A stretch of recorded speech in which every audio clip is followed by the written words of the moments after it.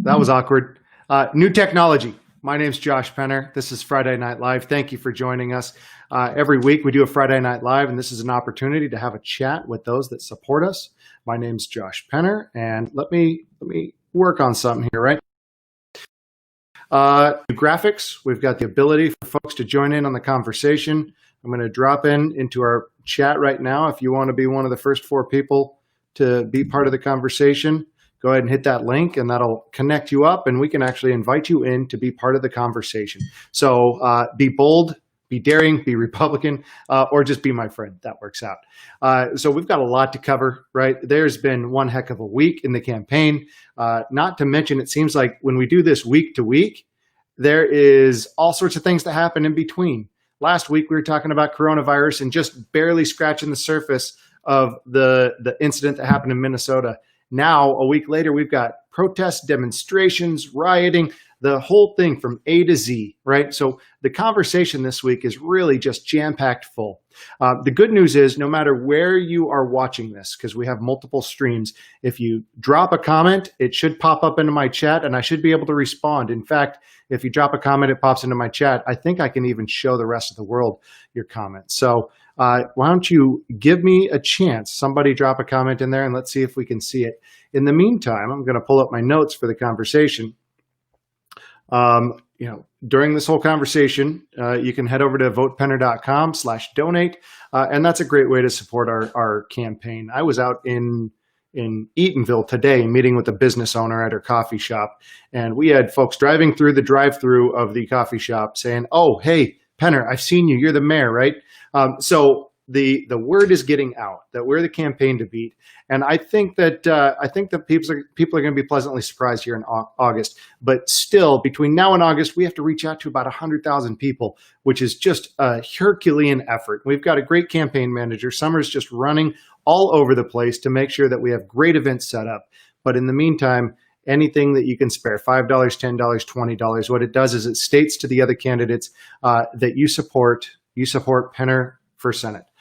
It states to your friends you support Penner for Senate, and it states to anybody that's part of the conversation that this is a campaign that has legs, that's going to run all the way to the finish line.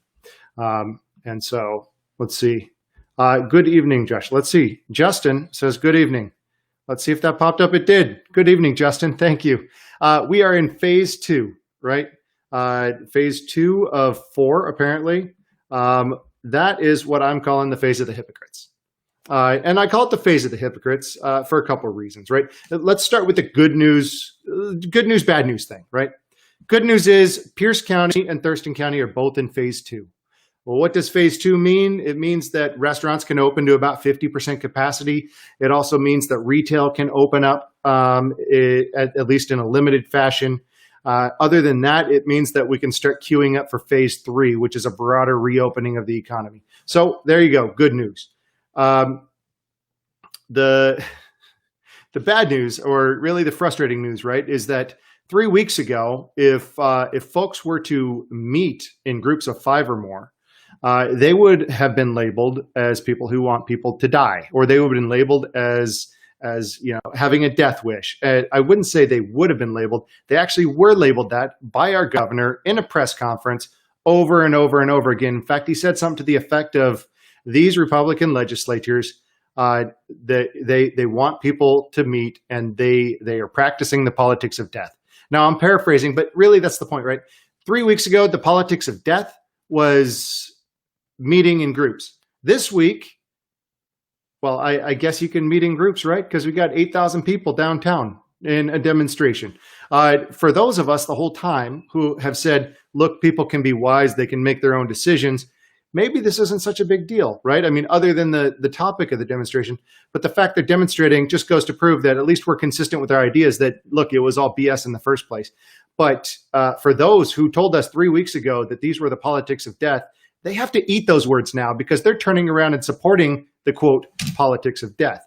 That being said, who's going to call them out on it? Who is going to hold their feet to the fire? You sure as heck hope that next year, the opposition legislature, hopefully the majority of the legislature, will be able to hold the governor's feet to the fire if he's reelected. Of course, the best option of all options is to make sure that the top two in August in the governor's race are Republicans. But if that's not going to be the case, then let's get behind the candidate that opposes Governor Inslee, because although there's 36 candidates on the ticket, I think 35 of them probably would do a better job. So thank you for joining me, everybody. I see that we've got a lot more folks coming in. Facebook user says hi, and hi back. Thank you for joining. Let's go to more of the discussion, right? I wanted to start off with the discussion about the Black Lives Matter, about the protests, but somebody had talked about phase two. Justin did, and I wanted to bring it back into that, right? So Black Lives Matter. It's been an interesting week. It's an interesting week as a municipal leader. It's a challenging week as a public leader in any facet, right? But as a municipal leader, that means that I have a police department that I'm the mayor of. I have a community that I'm the mayor of. And the thing about being a community is it's not one opinion. It's a whole mix of opinions. And so, of course, you had the slaying of Mr. Floyd, and the commentary that came about after it, right, is that silence is being part of the problem. But you have someone like me and a lot of other leaders that say, look, we're not being silent to be part of the problem. We're being silent to assess the problem. And sometimes running out there and saying, I know what the problem is the problem in the first place. So here we are, right? We're a week and a half after the slaying. I have not heard one credible person defend the slaying of Mr. Floyd, or at least one credible opinion. I'm sure credible people have uncredible opinions on this, but the fact of the matter is Mr. Floyd died, and he shouldn't have, for a number of reasons. I'm not going to get into the policing aspect of it, but I'll say that generally my belief is that, the knee in the neck, right, is the part that killed him. But let's take a step back. There's the escalation of force. There's the training. There's the societal issues. There's probably 20 different failures that happened along the way that caused that to be there. And, when we get into discussions about these things, there's really kind of a couple different perspectives you can take. There's finding the solutions, and then there's burning it all down. And I worry that there is a significant number of people that are seeking to try to find the solutions through peaceful demonstrations, through engaging with their politicians, their leaders. And then there's a growing number of people that just want to burn it all to the ground. The anarchists, the folks that want to loot, the people that want to be, that just want, they think that Mahatma Gandhi said the path to peace is through a 75-inch Vizio or something like that. That is not the path to peace. That is that's kicking society while it's down. And we need to come together. And so, this is me. I'm speaking as a candidate supported by police officers. I'm not a police officer, but I've had a lot of experience connecting with officers over time. And I think that one thing has been common through all of those conversations, and every officer I know will say the most important thing to do to improve policing is to help officers to police their own. And just like any profession, there are some folks that are just bad eggs. And there's a very high bar to become a police officer in the first place in a lot of places. But sometimes whether folks get through that shouldn't, or maybe they sour over time because of this pervasive us versus them situation that we have with a lot of society versus police, or really just burnout from a very stressful job. It's hard to say what the issue is. Let's see what else we have. Tracy says work together. Absolutely. Let's see. Facebook user, I don't see who it is, says darkness cannot drive out darkness. Only light can do that. Hate cannot drive out hate. Only love can do that. Martin Luther King Jr., we must learn to live together as brothers or perish together as fools. Martin Luther King Jr. Well, a wise man once said, right? Let's see. Will there be lookout for the protest going negative? So that segues into the next part of the discussion, is that here in the city of Orting, where I'm the mayor, we have folks that circulated a flyer earlier this week. It was either yesterday or the day before. I think it was 2 days ago. And the flyer said, hang on, I've got somebody joining. Well, hello, Pastor. How you doing? You're part of the conversation. Hey, how's it going? Oh, good, good. I'm just giving an update on the VLM in the city. Yeah, So I was listening in and I thought, it says to join, so I may as well join the show. yeah, absolutely. So, Thanks for joining. We've got new technology here, and we get to experiment with it. So I'm curious to hear your opinion as a faith leader. Just going to give a brief update for all those that are watching that maybe don't know what's going on. Um, the, the there's the there's what I believe either teenager or young adults that are coordinating a demonstration on Monday in the city of Ording. It's titled Black Lives Matter, and I don't know if it's affiliated with the National Black Lives Matter movement, but in general, it's my understanding to be a peaceful demonstration to build dialogue. Now, I've committed to them that I'll be there along with my police chief, our school resource officer, Officer Boone, who is likely to know a lot of the folks in attendance. I know some other members of my staff haven't been required, but have asked if they could go. Of course, they can go. And I know community members are kind of on two sides of a spectrum that they've created themselves, right? One is this going to be looters and rioters? And the other is, this is a perfectly peaceful demonstration, and everybody that believes that there's looters and rioters is nuts. Um, so I feel like we're separating into two pools that are it's an unfair dichotomy, but that's the way society's being kind of pitted against each other. I'm curious from the faith community what your perspective on this is. probably that of a politician. Oh, go Uh, for I'm just kidding, just kidding. No, I think that how long has it been since we've been able to have a dialogue where we didn't have to be so polarized on both sides of the fence? I don't quite understand why we have to hate the other side. Why we should be able to talk it out, converse, have a conversation, and we should be able to walk away and disagree with the other side at the same time. Yeah. And we should be able to do it peacefully, lovingly. And so, as a faith for unity, that can only happen, in our opinion, through God. And so we're best to follow after Him and His principles as found in the Bible, and go from there. So there's some things that we disagree with, but at the same time, we're always open for a conversation. I like the guy giving out free hugs with that T-shirt. I thought he was doing a good job. So I didn't even but see that. I'm looking forward to a peaceful protest. It's all right to protest peacefully, and from a church's perspective, freedom of speech is a big deal for us. Yeah. So what happened? Some guy had a shirt and saying free hugs. Was that here in town, or was that just in general?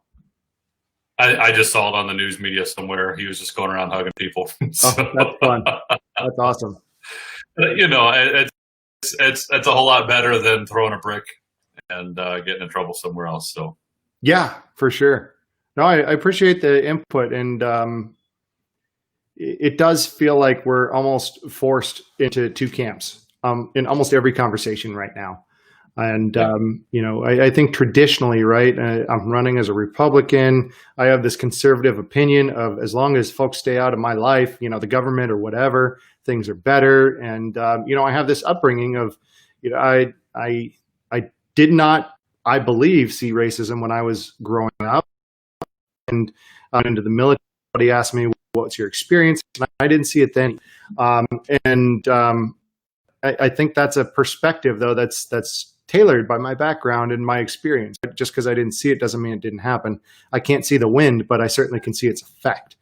And so, from a policy perspective, we are tasked, whether it's at the city level or even at the state level, to put our finger into the wind to determine which way it's blowing and to determine what it's made of and how it's going to affect things. Is it going to blow over a fence? Is it going to turn into a hurricane? And so something like this, just because it's not something I believed I witnessed, doesn't mean it didn't exist. That just demonstrates the fact that that I had apparently a very sheltered upbringing, or I was naive. I think the other piece to this that is really confusing for me, and it's not meant to offend anybody that is of a different generation, is that growing up, I had a lot of exposure to different cultures, I thought. When you see the situation with Mr. Floyd and the police officer, and I don't know if race was a motivational factor or if it was just something that was subliminal, or this is just a touch point that touches on a bigger societal issue. But to me, it's confusing because I thought that, they're not that much older than me. They're really in mine and what looks like your generation. And so that to me comes very confusing. Because I thought that this was something that was maybe generational, and maybe it is, but not in the way I expected. That pivots to, I think that's something that's really important. A point I was trying to make is that the solutions to this, right? I see this as a couple different solutions. We've got just this ball of yarn that's all knotted up, and one of the strings might be this idea of action. One of the strings might be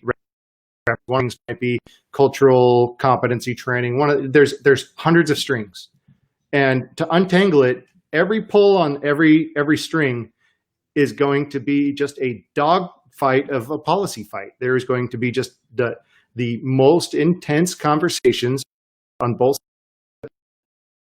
effective fight, soft, and that be quick. It's not going to be easy. At times, it's going to be painful.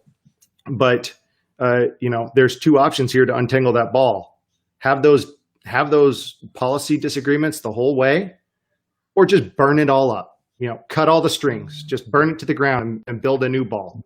And that's the part I'm worried about. Is people see it as let's just burn it all up and start over, rather than do the hard work of figuring out new policy. And so I think that the opportunity here is for good, smart, younger folks to get involved in local conversations. And we're talking people that right now maybe are taking pot shots on social media that should be running for council positions.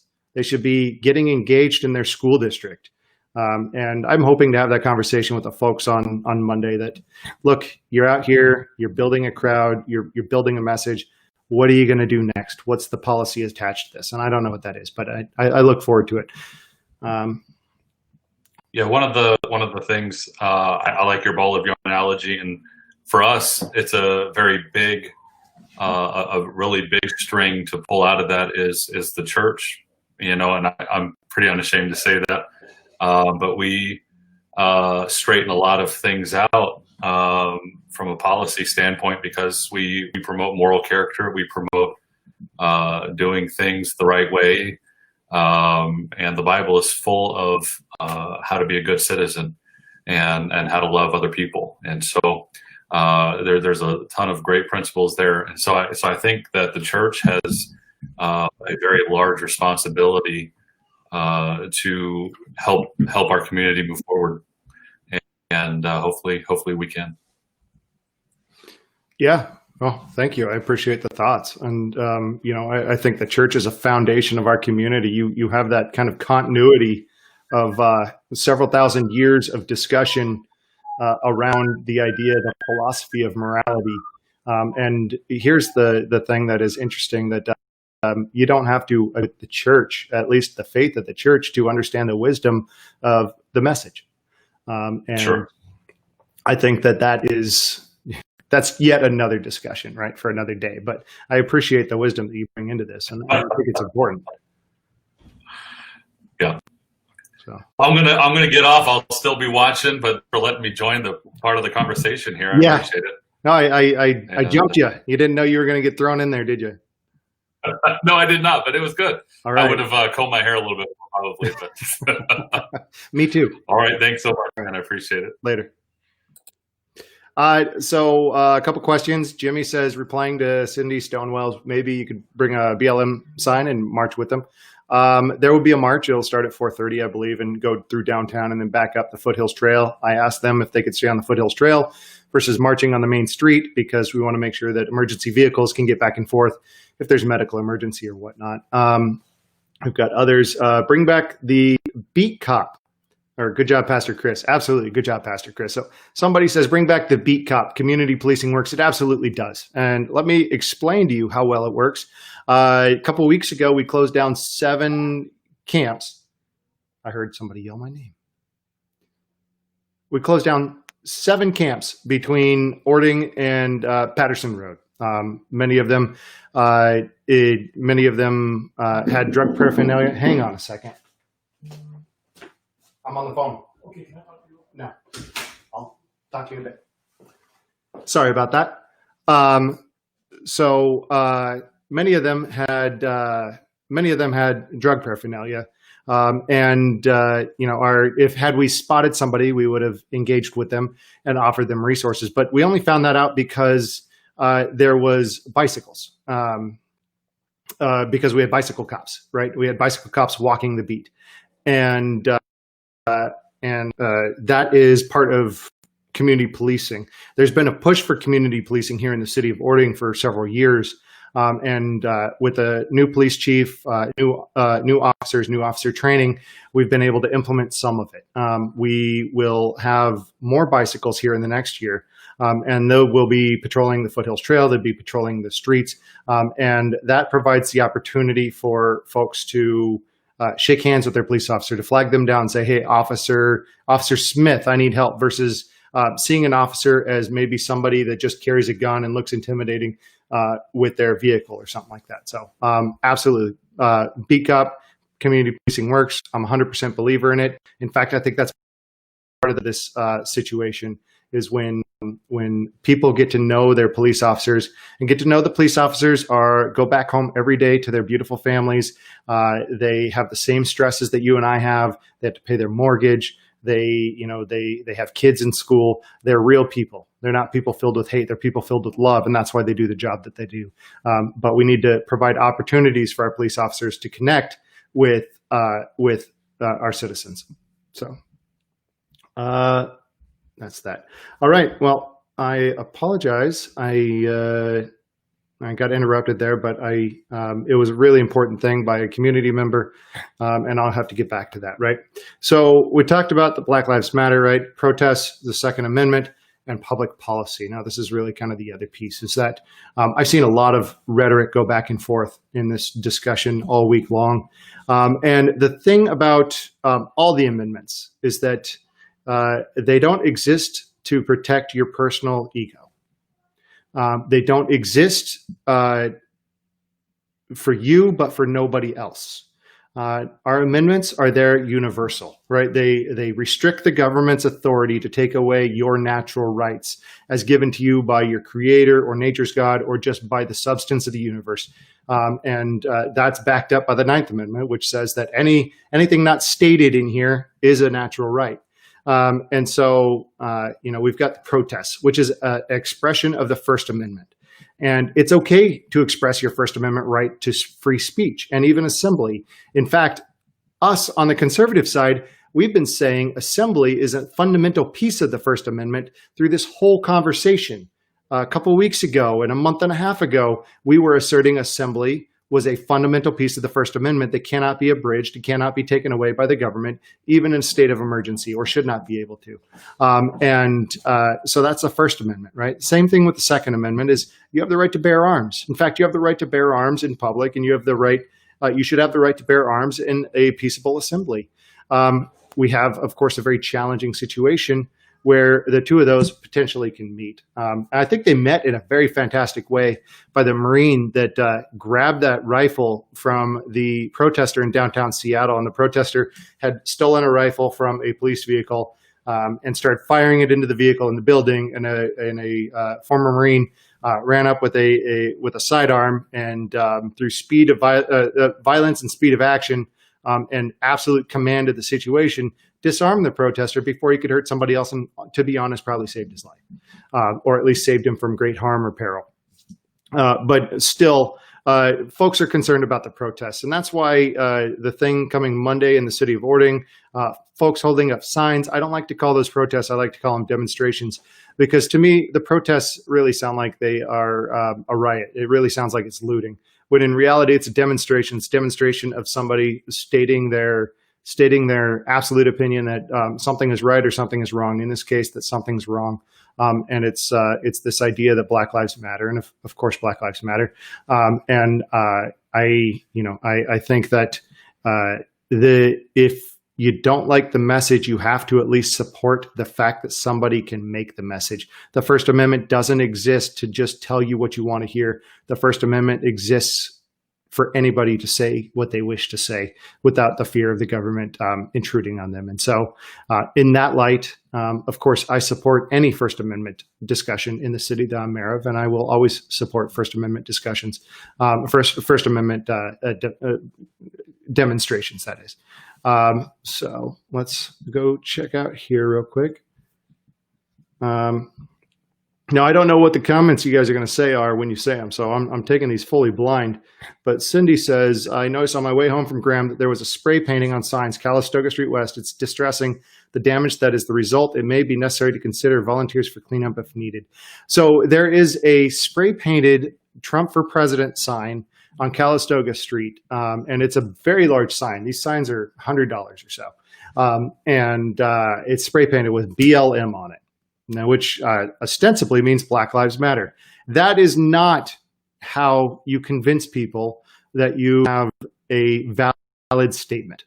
That is unlawful. That is basically theft. You're stealing from somebody. You're stealing the time, the energy, and the money they put into putting that sign up. And I don't understand what drives somebody to do that. But if you want to have a discussion about the issues and about the policies, follow the leaders, follow the people who are having people demonstrate, follow the people, councils, their county councils, their state legislators, even their state senators, even trying to get a hold of the president, right? That's how you change policy. You don't change it by intimidating people through graffiti, vandalism, and other things along those lines. And this goes on both sides.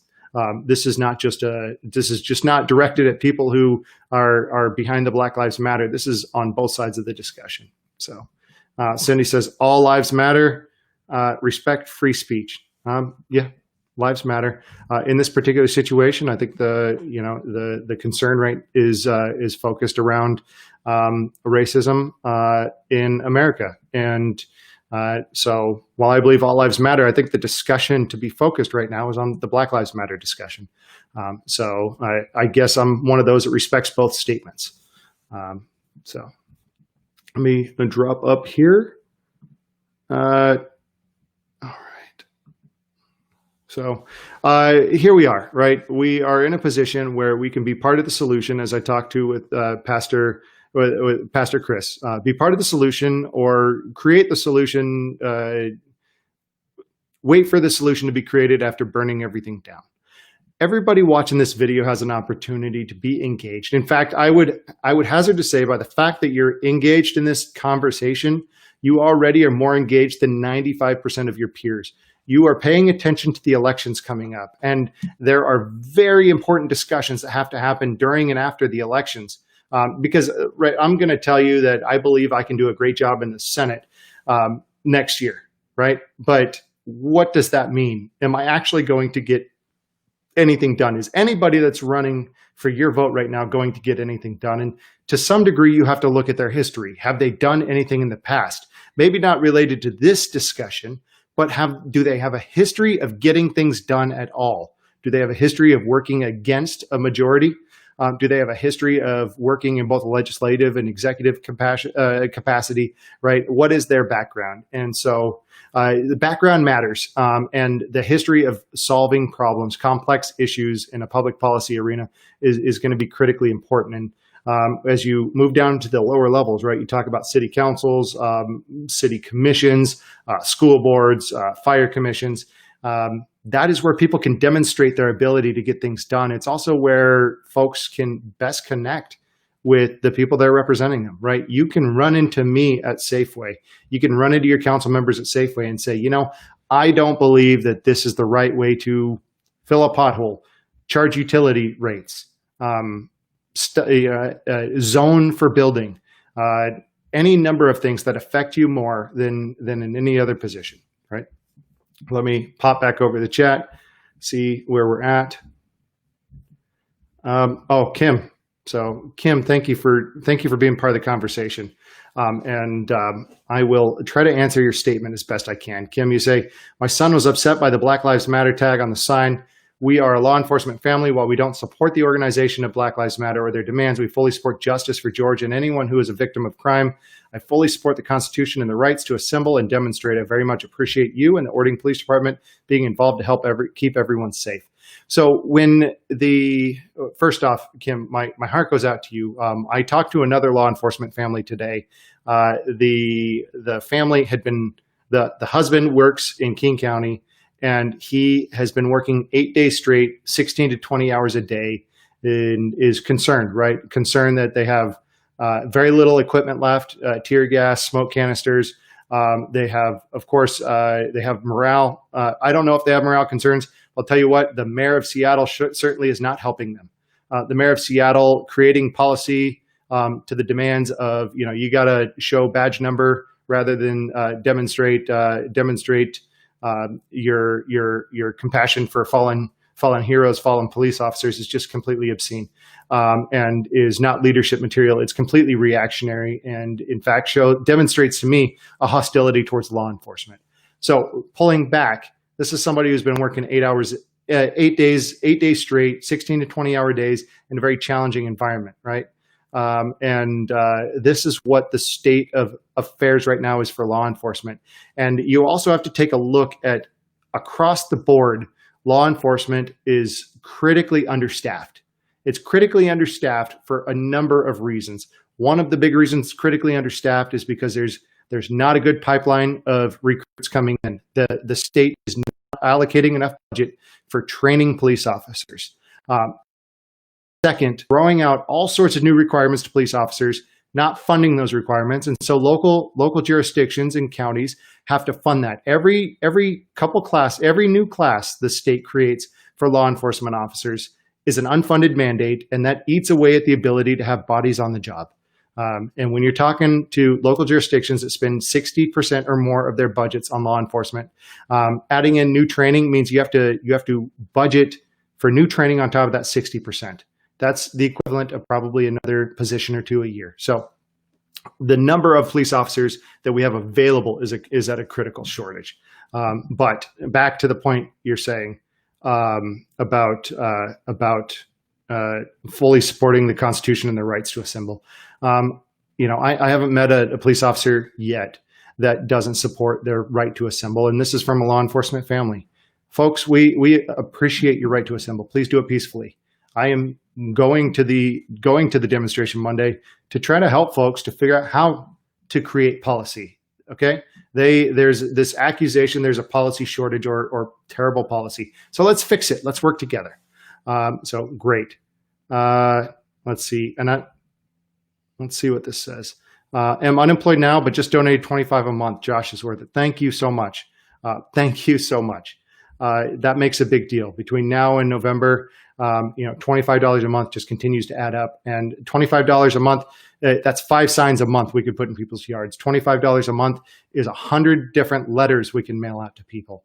$25 a month is a huge difference. And we have to reach out to a lot of people. That's the way we do it, is because we do it with support from folks like you. So thank you so much.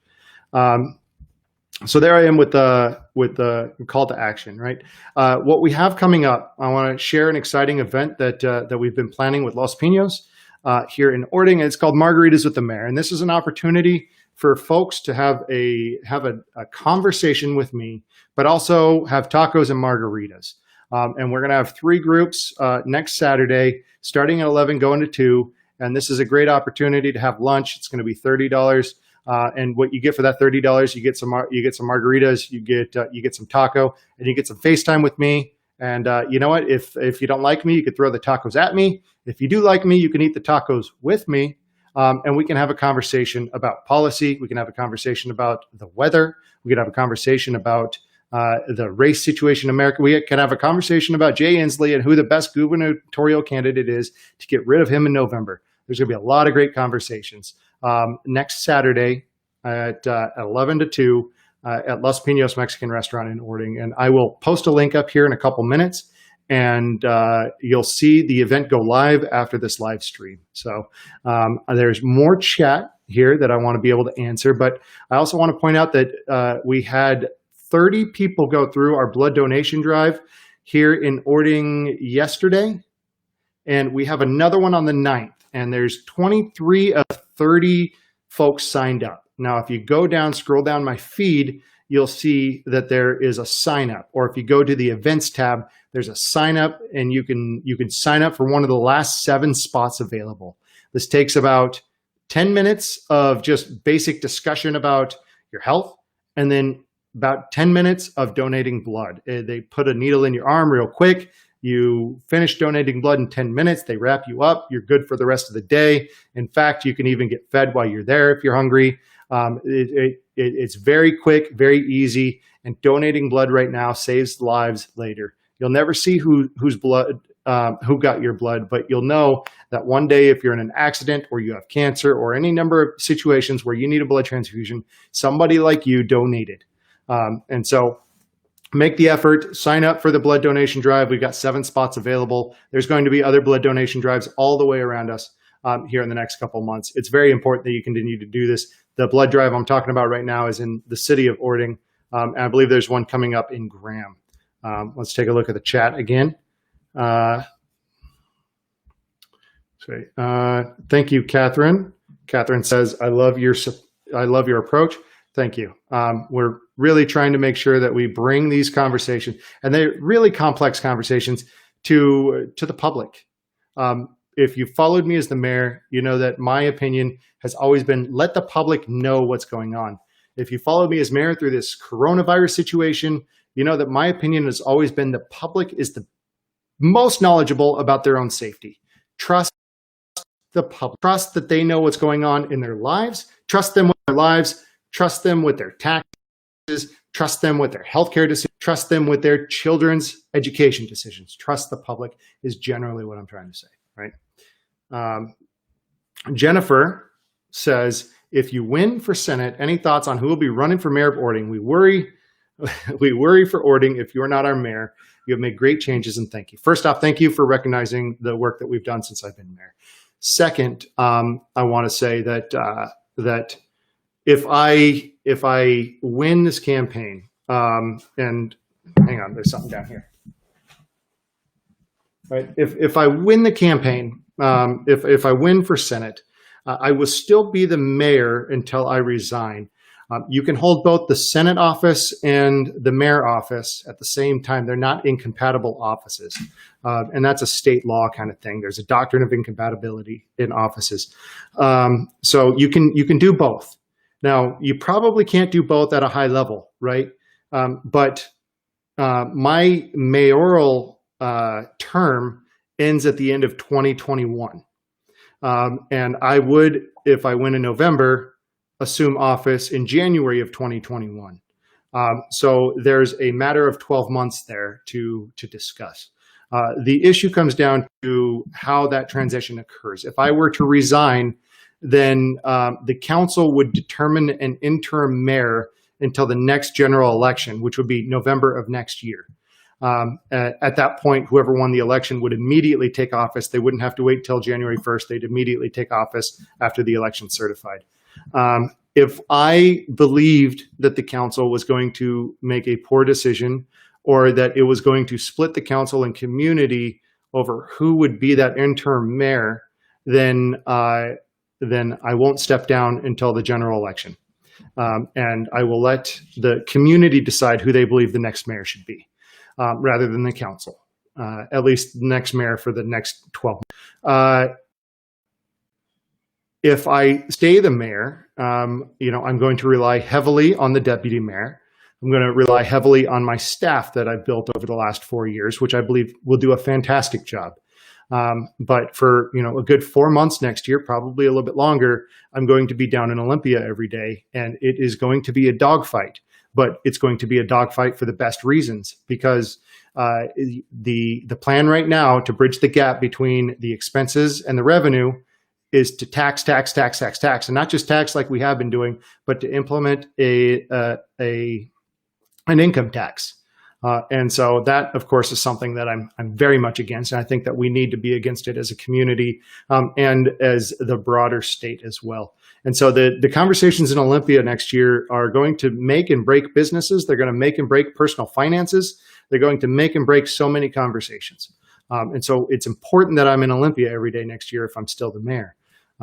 So we're going to have to just kind of play this by ear. But I appreciate your comments and your thoughtfulness. I don't want to say this too loudly, but if I don't win in August, if I'm not in the top 2 in August, then I will be the mayor next year still, and I will certainly probably run for re-election because I do love this job of being mayor, and I think that we've made some good progress. I do believe that there's probably 2 or 3 people that I know that would do a good job as mayor, and I know that at least 2 of them are interested if I do win the seat. And so we will just have to see where it goes. But just because I'm representing the whole district in Olympia doesn't mean that I'm moving out of Ording. We are going to be living in the city of Ording for a very long time. Our kids are both in school. They're going to be here. We're doing a major renovation on the house for ADA accessibility for my son. And so we are committed to this community. You can bet that when Olympia is not in session, I will be sitting in council meetings and be an active part of our community leadership. So thank you so much, Jennifer, for your statements. Let's see. Oh my God, you had me at Margaritas. Good to go. I can't wait to throw the things up there. Thank you, Jennifer. Let's see. Have Ording police officer, all right. Have Ording police officer community engagements changed in the last week? Harassment, negativity? Not to my knowledge. And I have conversations with my police chief quite often. Our police in Ording, I believe, are very well in the community, and they very much care. When I say that one of the things that police officers often say is we need to police our own, that doesn't come from just me making it up. It comes from me talking to police officers. And some of the first police officers I talk to are our police officers here in the city of Ording. And so I don't think that the negative interaction has increased. In fact, my understanding is our police department is very engaged with the idea of engaging with the demonstrators next Monday and finding out what their thoughts are, what their opinions are. Somebody asked if we're going to have a safe community. Absolutely. We're making plans for all sorts of contingencies, but our biggest plan is to be there and be part of the conversation. So excellent comment. I'm trying to answer the best I can. I haven't seen any uptick in harassment or negativity towards our outstanding police department. I don't believe that's the way Ording, the citizens of Ording or our community operate. And so I think that we are in a good place, and I think district wide. When I was up in Eatonville earlier today, you saw just a tremendous outpouring of love for the community. I saw a police car drive by and people waving at it, and so that is the synergy I think that communities strive for with their police department. And I think that we see it in a lot of places in our community, whether it's Eatonville, Yelm, or Ording. So let's see, I'm going to start wrapping this up. Some other news is this last week I was appointed the Veterans Advisory Board here in Pierce County. And you probably saw some other updates from me regarding veterans issues. As you know, I served in the Marine Corps, and that's a big part of my professional bio and background, and you'll see that in the Voter's Guide statement. But if you even go to my LinkedIn profile, you could just see what I've done in the veterans community. So to be appointed to this board is really the culmination of just a tremendous amount of work, and there's some people I truly respect that are on this board that I can't wait to be part of the discussion with. And so that was an honor for the county council and the executive to nominate and confirm me to that board. And I'm going to serve there with passion and enthusiasm to continue to deliver support to veterans in Pierce County. Something that most people don't know is that Pierce County soon will have the most veterans of any county in the Pacific Northwest region. It is King County right now, but Pierce County is growing that fast in the number of veterans that live down here. And so we certainly want to make sure that they make good policy decisions at Pierce County and good budget decisions in regard to that. I am planning a coffee with a candidate up in Eatonville. So that's going to be coming out soon. So you saw Margaritas with the mayor coming up next Saturday, not tomorrow, but a week from tomorrow. And we'll have coffee with the candidate up in the Eatonville area. And we are, now that everyone's in phase 2, it is our job to get out there and meet people face to face finally. But we're still using all these other methods to connect with people as well. Graduation is occurring in communities across our district right now. I know in Ording there's going to be a parade. In Edenville there's a parade today. And we want to make sure to tell those graduates, look, you're entering a world that's challenging, but we are likely as not we're likely as not more than halfway to the easier part, right? We've been through the struggle. It's going to get better. You have every opportunity in the world to make this world a better place. And we are relying on you for your great work to come. But we also love you as a community. And while you're 17, 18 years old now, you're graduating high school and moving off into the world, never forget where you came from, and bring the best of your knowledge and your skills and your abilities back to your hometown, even if it's just for a Thanksgiving dinner once in a while. Parks rentals. So as you know, as the mayor of Ording, I opened up our play structures in our parks just this last week. And I can tell you that we are moving forward with parks rental space as well. So if you wanted that birthday party in the park, or you wanted to have a pickup softball game, here's your opportunity. If you get stopped by the state somebody or other, tell them you're protesting and they should leave you alone. And I'll do one more check of the chat before signing off and saying thank you. All right. Thank you so much. I appreciate everybody for your tremendous support so far in this race. We are doing great work, and it's because of team members like you. Part of Team Penner means that we get things done. We tell people about the work that we're doing, and hopefully you reach out to friends and family that live in the district, right? We've got Yelm, Ording, Eatonville, Ashford, LeGrand, Roy, McKenna, and everywhere in between. So make sure that you're inviting people to like our page. Make sure that you're inviting people to join along. And if you get an opportunity, head over to, let me drop it in there one more time. Head over to votepenner.com/donate and donate a few dollars. And what that's going to do, it doesn't go into my pocket. It goes into an election campaign fund. And that helps us to connect with more voters between now and the August 4th primary. Now, I'm going to impress upon you one thing. August 4th, it is supremely important that you vote. There are 6 people in this race. Only the top 2 vote getters get through to November. The other 4 don't get to be in the November race. The other 4 don't get elected no matter what. They can work as hard as they want. They won't get elected because only the top 2 end up on your ballot in November. So if you're part of Team Penner and you get your ballot next month, it's important that you vote. It's important. It's absolutely critical that you vote in the primary. And that's not putting us in Olympia. That's putting us in the race to be in Olympia in November. And I'll tell you what, if we make it past the primary, we're going to win the general election. And so please make sure that you mark it on your calendar that when you get your ballot next month, you vote Team Penner. So thank you so much. Thank you for being part of the team.